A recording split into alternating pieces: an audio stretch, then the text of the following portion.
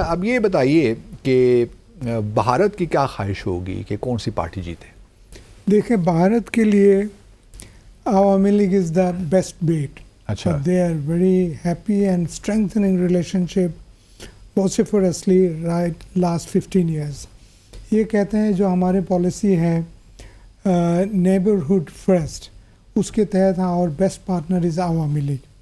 And Awami League has delivered us a lot which we cannot pay back to them. किस तरह deliver किया उन्होंने? Deliver 5-6 नुक्ते हैं.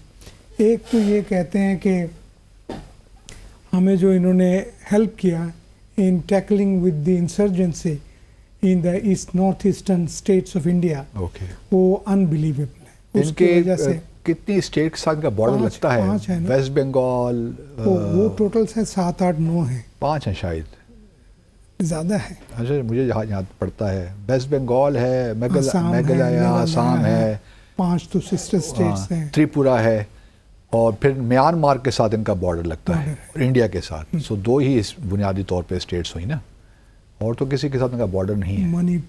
मणिपुर तो भारत का हिस्सा हो गया ना. मणिपुर से बॉर्डर नहीं लग रहे नहीं, लेकिन मणिपुर तो भारत का हिस्सा है ना. लेकिन हाँ, 2 अच्छा, मुल्क की बात 2 ही है ना, म्यांमार और वो. अच्छा, आप अपना कीजिए.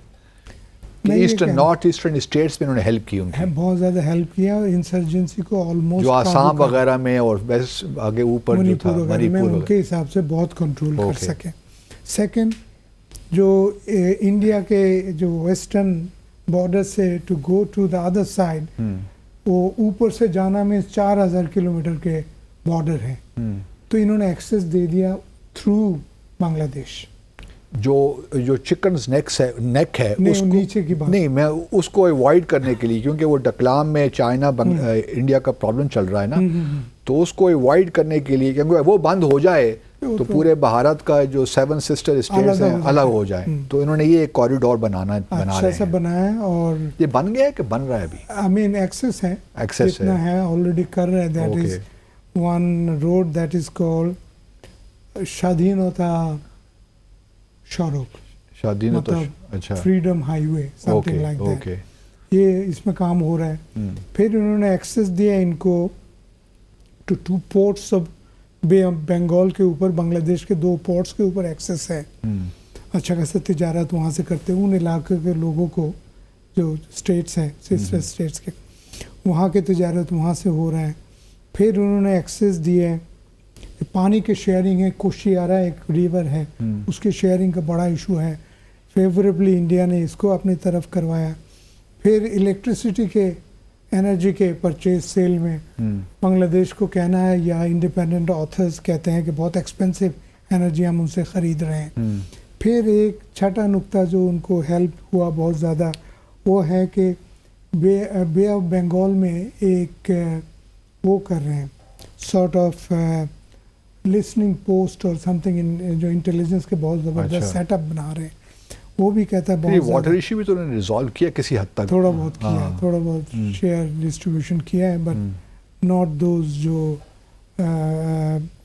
फराख क्या है वो, फराख का बैराज, फराख बैराज, उसका कोई अरेंजमेंट हुआ है, लेकिन I don't think it's permanent as yet. Okay.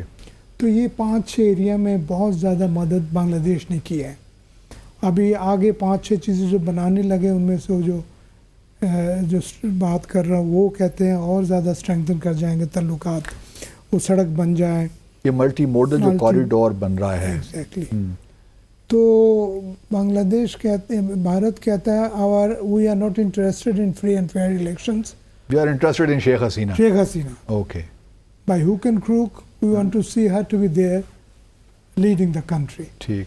तो इस वजह से Sheikh Hasina can depend on Modi sahab. But America कहता है कि जो एक आपकी जो क्रेडिबिलिटी है उसको भी बरकरार रखें, क्रेडेंशियल्स, कोशिश करें फ्री फेयर इलेक्शंस हो, ह्यूमन राइट्स इंप्रूव करें, रैप के इतना गलत और जुल्म बर्बरियत का जो राज चला हुआ उसको कंट्रोल करें, ताकि हम भी आपको ओवरऑल खुल के सपोर्ट कर सकें. बट वो जो उनकी पॉलिसी है इंडो पैसिफिक, उसमें Bangladesh fits in well. America अनॉय नहीं करना चाहता बांग्लादेश को या इंडिया को कि ताल्लुकात जैसे भी बना रहे हैं बनाएं आप लोग ओवरऑल फ्रेम में. ये 3-4 जो फंडामेंटल प्रिंसिपल्स है उनको इग्नोर ना करें कि भाई ह्यूमन राइट्स के रेस्पेक्ट हो, फ्री फेयर इलेक्शंस हो, ठीक है ना. पार्टिसिपेटरी डेमोक्रेसी हो, इस पे फोकस बहुत है अमेरिका की तरफ से। लेकिन मुझे ज़ाती तौर पे लगता नहीं है कि शेख हसीना कोई ओब्लाइज करने जा रही हैं खालिदा ज़िया को। आप मेरे ख्याल में ठीक कह रहे हैं, बट अब डिपेंड करता है कि प्रोटेस्ट डेमोन्स्ट्रेशन पब्लिक प्रेशर कितना बिल्ड होता है। ऐसे बंगाल के लोग निकलते तो हैं बाहर बांग्लादेश, सड़कों पे तो आते हैं। कहते हैं मिलियन लोग आ गए। ये जो last protest about 4 months ago BNP का, ये बिल्ड कर सकते हैं, बहुत लोग उसमें जाएंगे और प्रेशर होगा। आवाम के प्रेशर 14 साल हुकूमत के बाद आप टोटली बासित साहब इग्नोर नहीं कर सकते। ये बात अब आप समझते हैं कि, लेकिन खालिदा ज़िया भी तो अब बहुत एज हो गई ना उनकी। एज अपनी जगह पे है, लेकिन हुकूमत तो कुछ छोड़ना नहीं चाहता। ये बात तो ठीक है, लेकिन डिपेंड करता है प्रेशर, बाहर के लोग कितने इंटरेस्टेड है, भारत क्या चाहता है।